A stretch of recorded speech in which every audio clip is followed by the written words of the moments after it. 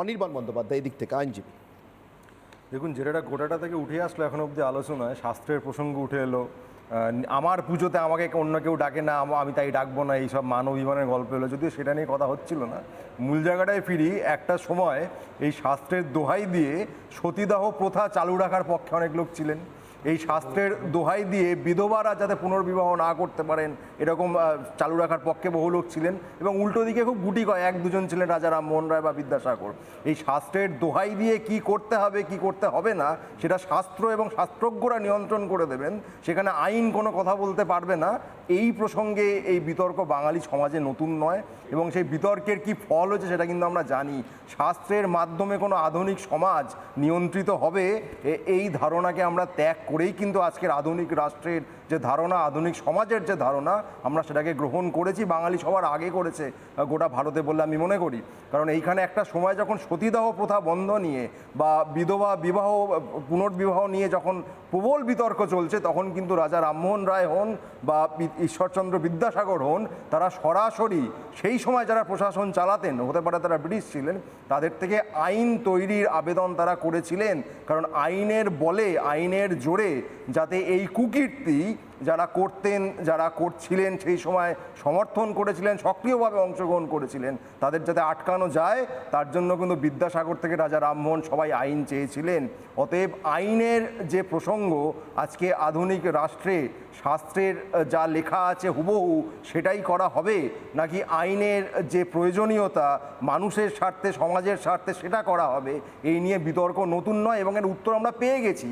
নতুন করে এই বিতর্ক খুঁজিয়ে একমাত্র তারাই দিচ্ছেন যারা সেই সময়ে থাকলে বিদ্যাসাগরের উল্টো দিকে দাঁড়াতেন, রাজা রামমোহনের উল্টো দিকে দাঁড়াতেন। তারাই আজকে নতুন করে আবার শাস্ত্রে কি লেখা আছে এই জিনিসটাকে টেনে আনছেন।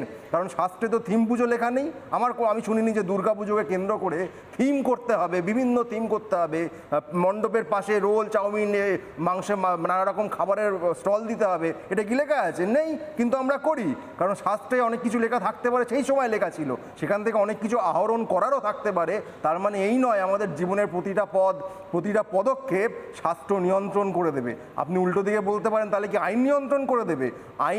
আইন সভায় পাশ হয়। আইন সভায় যারা যান তারা জনতার মতামত নিয়ে সেখান থেকে জনপ্রতিনিধি হয়ে আইন সভায় যাচ্ছেন আইন পাশ করাতে। আইনের একটি ব্যাখ্যা হচ্ছে যে representation of the will of the people. সেই জায়গা থেকে আমরা আধুনিক রাষ্ট্রের যে ধারণা, যদি সেটাকে সম্পূর্ণ বর্জন করে মধ্যযুগে ফিরে যেতে চাই, তাহলে গোটাটাই শাস্ত্র বলে দেবে, গোটাটাই শাস্ত্রজ্ঞরা বলে দেবে, সেটা হতে পারে। আর যদি মধ্যযুগে ফিরতে না চাই, তাহলে আইনজ্ঞরা যা বলবেন, আইনসভায় যে আইন পাস হবে সেই অনুযায়ী কাজ হবে। এবং প্রশাসনিক দিক থেকে বলি, এই 112 ফুট প্রতিমার কথা যেটা সজলবাবু একটু আগে বলছিলেন, সেখানে পুজোটি বাতিল করার কথা কেউ বলেননি। সেই প্রতিমাটির উচ্চতা নিয়ে কিছু বিতর্ক হয়েছিল, হাইকোর্টে সেই মামলা গেছে। সেই মামলায় যারা পুজো উদ্যোক্তা তারা আর কন্টেস্ট করেননি। কেন করেননি তাদের হয়ে উত্তরটা সজলবাবু দিয়ে দিন পারলে। আপনি বলেছেন যে শাস্ত্রের জন্য অপেক্ষা করলে এটা নাকি আজও চলতে থাকতো। আমি বলছি আমি বলছি ঠিক উল্টোটা। বিধবা বিবাহ আটকাতে পরাশর সংহিতার স্মরণ নিতে হয়েছিল ঈশ্বরচন্দ্র বিদ্যাসাগরকে। তার কারণ ব্রিটিশ শাসকরা কোনোভাবে ধর্মে হাত দিতে চায়নি। বিদ্যাসাগরকে ধর্মগ্রন্থ খুলেই প্রমাণ করতে হয়েছিল বিধবা বিবাহটা আমার ধর্মের স্বীকৃত, ওটা আবার নতুন করে চালু করতে হবে না, ওটা ছিল, কোনো কারণে অবলুপ্ত হয়েছে সাময়িক কালের জন্য। একই রকমভাবে সতীদাহ প্রথা বন্ধ করবার জন্য রামমোহনকে একই কায়দায় চেষ্টা করতে হয়েছে, শাস্ত্রগ্রন্থের বাইরে গিয়ে করতে পারেননি। অর্ধসত্য বলছেন কেন? হ্যাঁ, সুবিধায় বলে দুজনেই যেমন শাস্ত্রের প্রসঙ্গ নিয়ে এসেছিলেন, তারা কিন্তু আইনের সাহায্যও চেয়েছিলেন। মানস ভট্টাচার্য এদিক থেকে শেষ বক্তা, যারা মনে করছেন পুজোয় সরকারি নিয়ন্ত্রণ হিন্দুর ধর্মের শিকল। মানসবাবু, আপনার সময়। মানে এটা শুধু এখন নয়, আমরা যে বৃহত্তর পরিসরে আলোচনাটা শুরু করেছিলাম সেখান থেকে আমরা খুব সংকীর্ণ পরিসরে শুধু দুর্গাপুজোয় সীমাবদ্ধ হয়ে গেছি। একেবারেই নয়, মানে খুব নির্দিষ্টভাবে বলা যায় গোটা ভারতবর্ষ জুড়ে আইন দিয়ে গত 206 বছর ধরে হিন্দু ধর্ম সংস্কৃতিকে বেঁধে ফেলার চেষ্টা করা হচ্ছে। আমি একটা একটা করে কোন কোন আইন হয়েছে এবং হিন্দু ধর্ম সংস্কৃতিকে কিভাবে বেঁধে ফেলার চেষ্টা করা হচ্ছে সেটা বলবো। আমি বৃহত্তর পরিসরে আলোচনাটা করব। তার আগে জানা দরকার যে আমাদের হিন্দু ধর্মের যে রিচুয়ালসগুলো আছে, পুজোগুলো আছে, সেগুলোতে দুর্গাকে রাষ্ট্র বললেন অভিজ্ঞা। আরও একটু যদি বৃহত্তর ভাবেন এবং তার রিচুয়ালসগুলো দেখেন, তাহলে দেখবেন ভারতবর্ষের সমস্ত রিচুয়ালসের উদ্দেশ্য হচ্ছে একমাত্র সুস্বাস্থ্যের অধিকারী সুনাগরিক তৈরি করা। এর বাইরে কোনো পুজোর কোনো উদ্দেশ্য নেই। রাষ্ট্রের জন্য ভালো নাগরিক তৈরি করা ছাড়া ভারতবর্ষের হিন্দু ধর্মের পূজা অর্চনার কোনো উদ্দেশ্য নেই। শুধুমাত্র রাষ্ট্রের প্রয়োজনে আমরা ভালো মানুষ তৈরি করব। আমি প্রত্যেকটা পুজোর মন্ত্র ধরে ধরে সেটা প্রমাণ করতে পারি, সেটা আজকের বিষয় নয়। বিষয় হচ্ছে যে এটার চক্রান্ত শুরু হয় 1818-তে, যখন খ্রিস্টান মিশনারিরা ইংরেজ সরকারকে কমপ্লেন করে যে ভারতবর্ষের প্রত্যেক মন্দিরে একটা করে গুরুকুল আছে, হিন্দু সভ্যতাকে যদি ধ্বংস করতে হয় তাহলে সেগুলো নিয়ন্ত্রণে নেন। সেই রিপোর্ট 1831-এ মেকলে মিনিটসে বলা হয় যে ভারতবর্ষে এখনও 7,32,000 গুরুকুল আছে, এগুলোকে ইমিডিয়েট বন্ধ করা দরকার, নতুন শিক্ষা ব্যবস্থার প্রচলন করুন।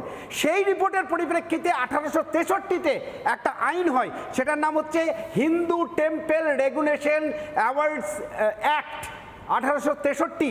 সেই অ্যাক্ট দুর্ভাগ্যজনকভাবে স্বাধীনতার এত বছর পরেও চলছে। অ্যাক্টের ক্ষতিকারক দিক কোনগুলো?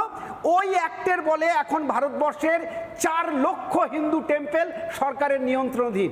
সেখান থেকে প্রতি বছর ভারত সরকার 1 লক্ষ কোটি টাকা ইনকাম করে। যেমন ধরুন বৈষ্ণোদেবী মন্দির সরকারের নিয়ন্ত্রণে প্রচুর আয় হয়, ঠিক তার পাশে হচ্ছে হজরতবাল দরগা, সেটা সরকারি নিয়ন্ত্রণে নয়। মহারাষ্ট্রের সিদ্ধিবিনায়ক মন্দির সরকারের নিয়ন্ত্রণে কোটি কোটি টাকা আয়, ঠিক তার পাশে হাজি আলী দরগা সরকারের নিয়ন্ত্রণে নয়। এই কাজ করার জন্য পরবর্তীকালে হিন্দু সংস্কৃতিকে নষ্ট করার জন্য 1963 থেকে 1986 পর্যন্ত রাশিয়ার একজন, তার নাম হচ্ছে ইউরি বেজনেভভ, তিনি একটি বিখ্যাত বই লিখেছেন। তাকে ভারতবর্ষে নিয়োগ করেছিল রাশিয়ার কেজিবি যে হিন্দু ধর্ম সংস্কৃতিকে নষ্ট করতে হবে, এবং তিনি সেই কাজটা কংগ্রেস এবং কমিউনিস্টদের মদতে ধারাবাহিকভাবে করে গেছেন। যার ফলে কি হয়েছে, হঠাৎ হঠাৎ দেখবেন নতুন নতুন উদ্ভব হচ্ছে, যেমন হুদুর দুর্গা, আর্য হচ্ছে দুর্গা, অনার্য হচ্ছে অসুর, তাদের লড়াই। এই কনসেপ্টগুলো ঢোকানো হয়েছে, আইন করে ঢোকানো হয়েছে।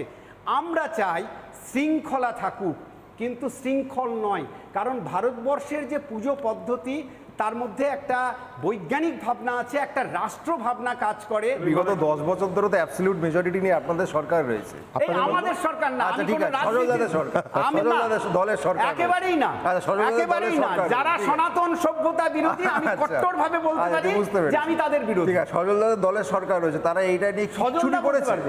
একটা প্রাইভেট মেম্বার্স বিল কেউ এনেছে তাদের মধ্যে? সজলদার উত্তর নেই, এটার উত্তর সজলদা দেবেন। হয়তো আনা উচিত ছিল, আনা হয়নি, সব কাজ তো হয়তো সম্ভব হয়নি। বেশ, আমি এবার একে একে ভিউয়ার্সদের, আমি আসবো কিন্তু আমার মনে আছে, কিন্তু ভিউয়ার্সদের প্রশ্নগুলো নিই। দিগন্ত চক্রবর্তী, দিগন্তর বিস্তারিত পরিচয় দিয়ে এবার বিস্তৃতভাবে।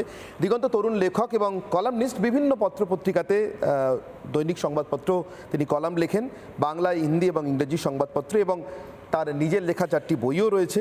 লেখালেখির প্রধান বিষয় সমসাময়িক পরিস্থিতি, ইতিহাস, স্বাধীনতা সংগ্রাম এবং অবশ্যই শ্রীরামকৃষ্ণ, সারদা দেবী এবং স্বামী বিবেকানন্দ। দিগন্ত, আপনার প্রশ্ন সংক্ষেপে প্লিজ। হ্যাঁ, আমার সংক্ষেপে 2টি প্রশ্ন রয়েছে। প্রথমটা হচ্ছে, আইনজীবী অনির্বাণবাবু বলছিলেন যে শাস্ত্র মেনে চলা মানে কোথাও গিয়ে সেই মধ্যযুগে ফিরে যাওয়া। অনির্বাণদাকে বলবো যে এরকম বলবেন না, কারণ আমরা যদি প্রাচীন ভারতে ফিরে যাই তাহলে দেখব অ্যান ইন্ট্রোডাকশন টু ইন্ডিয়া বলে একটি বই রয়েছে স্ট্যানলি ওলপার্টের। সেই বইয়ের 192 পাতায় উনি লিখেছেন যে ভারতবর্ষের যে বিজ্ঞান, ভারতবর্ষের চিকিৎসা বিজ্ঞান, সেটা সমগ্র পৃথিবীর কাছে ভারতবর্ষের এক মহান দান। আবার যদি আমরা 1780 সালে দেখি তাহলে দেখব হায়দার আলীর সাথে ব্রিটিশ বাহিনীর তখনকার কর্নেল কুট তার লড়াইয়ে নাক কেটে গেছিল, এবং সেই সময় ভারতবর্ষ কীভাবে প্লাস্টিক সার্জারি করেছিল সেটা কিন্তু কর্নেল কুট তার ডায়েরির 30 নম্বর পাতায় লিখেছেন। তাই এরকম মিস ইনফরমেশন যে শাস্ত্র মেনে চললে সেই মধ্যযুগে বর্বরতায় ফিরে যাব, এটা কিন্তু একেবারেই মিস ইনফরমেশন। এরকম কথা বলবেন না। দ্বিতীয়, প্রাচীন ভারতে প্লাস্টিক সার্জারি হতো, এই ন্যারেটিভ কারা চালায় আমরা জানি, নতুন করে সব এক খাঁচা গল্প কিন্তু খুব প্রাচীন বলেননি। পাতা নাম্বার বলে দিচ্ছি, স্ট্যানলি ওলপার্ট ক্যালিফোর্নিয়া ইউনিভার্সিটির অধ্যাপক, তার 192 পাতা বইটা খুলে দেখে নিন। কিভাবে চলে না, তার সঙ্গে প্রাচীন ভারতের আয়ুর্বেদ শাস্ত্র ইত্যাদি কি সম্পর্কে, সে নিয়ে বহু ডকুমেন্ট আছে, দয়া করে পড়ে নেবেন, এটা এখানে বলার জায়গা নয় প্লিজ। বিশ্বাস প্রথমত হচ্ছে ভারতবর্ষের ধর্ম, ভারতবর্ষের শাস্ত্র, অস্ত্রবিদ্যা, নক্ষত্র বিজ্ঞান, জ্যোতির্বিদ্যা এবং আয়ুর্বেদ শাস্ত্র সবই ধর্মীয়। ভারতবর্ষে আয়ুর্বেদের মানে জাস্ট প্রথা শুরু হয়েছে কিন্তু মানে বেদের 4র্থ বেদ থেকে, অথর্ববেদ থেকে।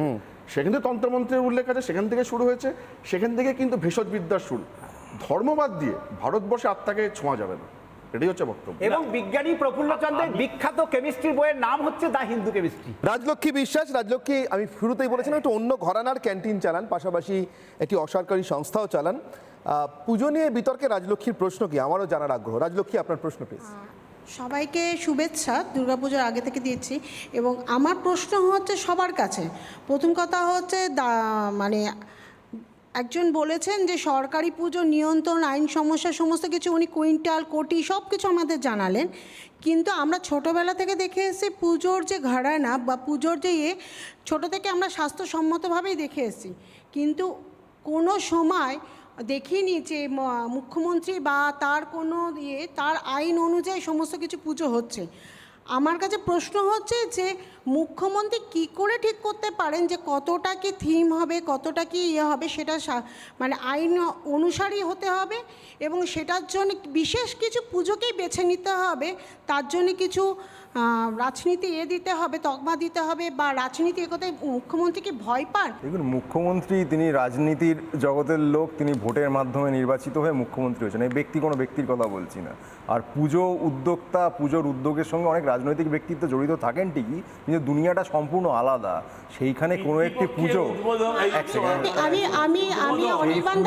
সেই পুজোটা কোনো যদি বিখ্যাত হয়, ধরুন লেবুতলা পার্ক ধরা যাক, সজলদা যেহেতু আছে, লেবুতলা পার্ক আমি আমার ছোটোবেলা থেকে বাবার মুখে শুনে এসেছি। তখন সজলদাও অনেক বয়স তার কম, তিনি বোধহয় সরাসরি উদ্যোক্তা ছিলেন না, প্রদীপবাবু ছিলেন। আমরা সবাই তার নাম শুনেছিলাম, বাবার মুখে শুনেছিলাম, মার মুখে শুনেছি। যার ফলে এক একটা park, Lebutala park, Mohammad Ali park, college square, এরকম বিভিন্ন পুজো ছোটোবেলা থেকেই নাম শুনে এসেছে। তারা এমনিতেই বিখ্যাত, তারা নতুন করে আর কত বিখ্যাত হবে, যার ফলে একজন নির্বাচিত মুখ্যমন্ত্রীর জনপ্রিয়তা কমে যায়। ভারতবর্ষ থেকে লর্ডস লাইব্রেরিতে একটা রেকর্ড গেল, সেটা এখনো আছে রেকর্ডেড।